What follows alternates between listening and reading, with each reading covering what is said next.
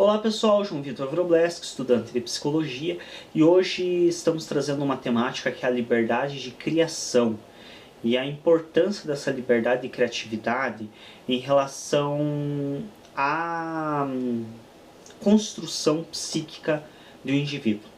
Então, qual que é a importância da liberdade criativa no desenvolvimento da criança? É importante destacar que a criança ela tende a já exercer essa liberdade naturalmente. Então a criança ela gosta de explorar, ela gosta de inventar, ela gosta de criar. Porém, muitos adultos têm o hábito de estar limitando e cortando essa criança nessa atitude. Qual é o dano disso? Uma criança que não tem liberdade criativa, ela acaba criando um padrão de repetição. Então tudo que o adulto ensina, ela faz. Automaticamente ela não aprende coisas novas. Isso é difícil acontecer porque a criança mesmo luta contra isso. Mas é importante que nós entendamos para, de certo modo, até facilitar esse trabalho da criança. Uma criança, ela precisa de um nível de liberdade criativa. Então, quando você exige que uma criança faça tudo ao seu modo, você impede que ela crie o próprio modo dela fazer. E o que isso acarreta? Muitas vezes o seu modo é mais inadequado para ela, pode acarretar em um trabalho com qualidade inferior, pode acarretar em uma atividade desprazerosa para ela, porque não é algo da forma que ela quer fazer, pode acarretar em prejuízos físicos, porque às vezes o que você se ajeita a fazer não é preparado para o corpo dela fazer, pode acarretar em um dos grandes males que é a repetição. Isso pegando um pouco pela teoria do Adler. Para quem não conhece, eu não trabalhei em vídeos anteriores do canal com o Adler, é um autor da área de psicologia que atualmente eu estou estudando um pouco mais devido ao próprio curso de psicologia, e que foi seguidor de Freud, teve uma rusga para variar, né? Freud brigou com todo mundo, teve uma rusga com Freud por questões realmente das opiniões serem contraditórias, e acabou criando teorias próprias. Então Freud ele é influente em tudo. Aquela velha história, ame ou odeie, Freud revolucionou a psicologia, porque criou uma teoria fantástica, que é a psicanálise, e fez com que as pessoas odiassem, muitos odiassem tanto a psicanálise a ponto de criarem várias outras teorias com linhas de pensamento paralelas. Então, realmente é um destaque importante na área da psicologia. Enfim, não acarreta neste vídeo estar comentando isso. Então o que ocorre? O Adler ele nos traz essa questão de que se a criança não tem essa liberdade criativa, ela não consegue se construir como ela. Então ela não consegue se construir no eu, do que nós chamaríamos dentro da psicanálise de ego. Então ela não consegue construir adequadamente, de acordo com as perspectivas dela, o ego dela. Por quê? Porque ela vai construir um eu do adulto. Então ela vai acabar estar vivendo a vida que esse adulto quer. Vai estar vivendo a vida do adulto e não a vida dela. A gente vê isso frequentemente em questões profissionais. Por exemplo, pais que queriam estudar e que não puderam. Eu coloco entre aspas porque realmente nesse aspecto eu sou cruel. Porque hoje a gente sabe que tem inclusive alfabetização de adulto, tem oportunidades não faltam para quem quer estudar. Então realmente o que acontece muito é que alguns pais não querem, entre aspas, às vezes não têm vontade e capacidade mesmo de ir em busca, de estudar, de fazer o que gostaria, e aí fica jogando essa carga em cima dos filhos. Então, eu não pude estudar, então eu dou para o meu filho estudo. Você dá para o teu filho ou você enfia a goela abaixo? Porque tem muitos pais por aí que enfiam goela abaixo. Então, a escola básica, fundamental, é uma questão legal hoje. Então o pai, os pais eles são obrigados a enviar os filhos para a escola fundamental, para a escola básica. Mas às vezes, por exemplo, uma faculdade, às vezes o filho já na adolescência não quer ir para uma faculdade. Quer fazer um curso técnico, quer fazer outra coisa. E aí? Os pais realmente dão o estudo para esse filho, ou estão enfiando garganta abaixo que ele seja aí um médico, um advogado, alguma outra profissão, porque ele queria ser e não teve capacidade para isso.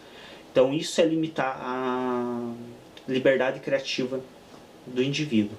Isso falando em relação ao adulto, mas em relação à criança é igual. Então o que acontece? Muitas vezes, por exemplo, uma criança ela vai abrir uma embalagem e os pais vão lá, tomam da mão dela e abrem. Olha, As primeiras vezes, é interessante você, nas primeiras vezes que vai dar alguma coisa pra criança, já nem dar com embalagem. Você mesmo abrir na frente dela e mostrar pra ela como que é. Mas, a partir de algum momento, e aí é muito realmente relativo, mas digamos aí, a terceira vez, quarta vez que você vai dar aquela coisa pra criança que é embalada. Se você entregar sempre aberto, a criança não vai aprender a abrir. Então é necessário que você dê pra ela fechado e deixe que ela abra. Só que aí o que acontece? Muitos pais entregam na mão da criança, ela tenta abrir, o pai vê que não está conseguindo, vai lá, toma e já abre. Não é assim. Deixa a criança explorar, deixa ela ter a liberdade criativa dela. Vai fazer bagunça? Muitas vezes vai abrir o pacote, vai esparramar no chão? Vai. Custos existem na criação dos filhos. E o custo de uma comida esparramada no chão, não estou incentivando o desperdício de comida, não acho que isso seja legal, mas o custo de uma comida, às vezes esparramada, que você vai ter que limpar, uma bagunça ali pequena, é muito menor do que o lucro do teu filho se descobrir e descobrir o mundo do seu próprio modo.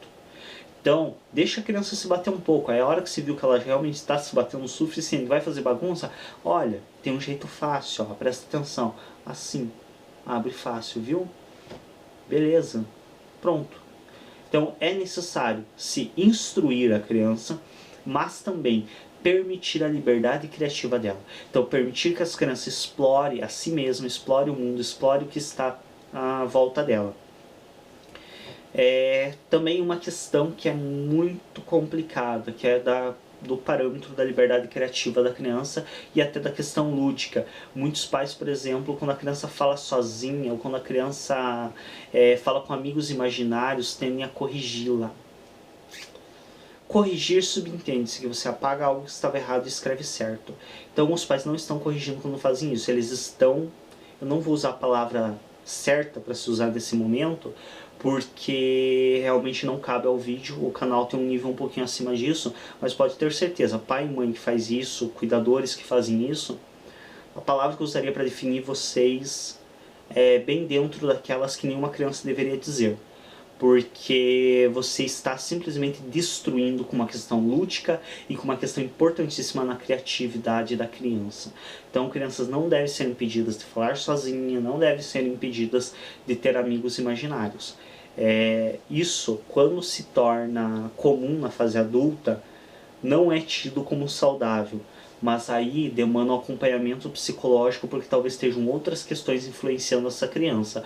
O mais habitual e comum é que essa criança perca isso naturalmente, de maneira rápida, assim que ela começa a ter um convívio social mais intenso. O próprio convívio social inibe nela essa vontade de falar sozinha, essa questão de amigos imaginários, quando ela começa a ter amigos físicos. Se não inibir, se ela, por exemplo, está no parâmetro social, ela não apresenta essa questão, e sozinha ela fala com ela mesma, porque também se falar sozinho é uma situação bem ridícula, né? Porque nunca a pessoa está falando sozinha, ela está falando com ela mesma. E se ela só apresenta isso fora do parâmetro social, provavelmente isso não vai interferir na questão social, e se ela for manter isso, é o direito dela. Então é necessário que os pais também não fiquem sempre estabelecendo as suas verdades para os filhos. Isso está dentro da questão da liberdade criativa. É necessário entender que muitas vezes a criança vai estabelecer parâmetros de normalidade, de certo e errado, de acordo com ela própria. Então tem muita coisa que não vai coincidir com as tuas opiniões. Isso é criatividade e isso é quebrar um padrão de repetição. Então, quando a criança exerce este poder de criatividade, ela quebra a repetição. Ela não se torna o que o pai e a mãe querem, o que os cuidadores querem. Ela se torna ela mesma. E isso é importantíssimo. Nada mais saudável do que o indivíduo ser um indivíduo. Ser uma extensão dos cuidadores é uma coisa relativamente perigosa e que, pelas estatísticas que nós temos dentro da psicologia, acabam em danos, acaba gerando um paciente com problemas de sofrimento psíquico, porque ele nunca vai estar feliz, porque não é aquilo que ele quer para ele. Ele se tornou uma extensão de outra pessoa. Ele se tornou o que a mãe dele deveria ser, o que o pai dele deveria ser, e não o que ele deveria ser, não o que ele queria ser. Então é necessário, como diria Sartre, aqui fazendo uma sacanagem de enfiar Sartre no meio, mas como diria Sartre, que eu sou bem fã do existencialismo, temos que ser autênticos, temos que ter boa fé em relação ao nosso projeto de ser. Se não formos autênticos em relação ao nosso projeto de ser, teremos sofrimentos.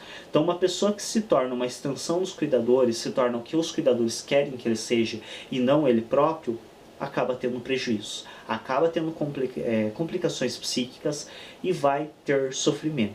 Então é importante que os pais tenham essa cautela de permitir à criança que ela crie. Já vem de criança, criação. Então não é só os pais que têm que criar a criança tem que se criar também sozinha. Então ela tem que ter uma liberdade de criatividade para estar formando o seu próprio eu. Espero que não tenha sido muito enrolado esse vídeo, é um tema um pouquinho mais complicado, é um tema que eu estou trabalhando de uma maneira um pouco mais veloz também para não estender muito o vídeo. E se ficou dúvidas, podem deixar também perguntas e comentários no espaço reservado a comentários do vídeo. Então é importante também destacar isso, que quem tiver dúvidas a respeito, pode deixar ali. Dentro do possível estarei respondendo todas as dúvidas. Quando necessário estarei embasando com os livros de psicologia que eu leio para trazer os temas, que é importante também deixar destacado que nenhum vídeo que eu gravo, eu simplesmente, legal, vou gravar um vídeo sobre tal coisa e vou falar o que vier na cabeça. Não é bem assim. Então eu falo espontaneamente, mas a maioria das temáticas que eu trago são de conteúdos que eu já tive aulas e já li livros a respeito. Então é importante também destacar isso, nada que é falado por achismo. O achismo é um péssimo negócio dentro da ciência. A ciência ela deve ser estabelecida por parâmetros de estudo e pesquisa, não por eu acho isso, eu não acho nada. Eu sei, eu tenho a opinião formada dentro deste parâmetro embasado em tal e tal autor. É assim que funciona dentro do meio científico. Espero que tenha sido de apreço esse vídeo. Gostaria de agradecer a atenção de quem assistiu ele. Ajude-nos a destacar clicando em gostei, então curta aí para destacar o vídeo. Ajuda também a divulgar nas redes sociais para estar nos auxiliando a fazer com que esse conteúdo chegue a mais pessoas. Se você ainda não é inscrito no canal, se inscreva. Aqui abaixo do vídeo tem um botãozinho inscrever-se em vermelho. Só clicar nele você já vai estar inscrito no canal, vai ter acesso a outros recursos, como por exemplo os novos vídeos postados, pode ter acesso a comentários, a outros recursos do canal. Obrigado a todos pela atenção e até um próximo vídeo.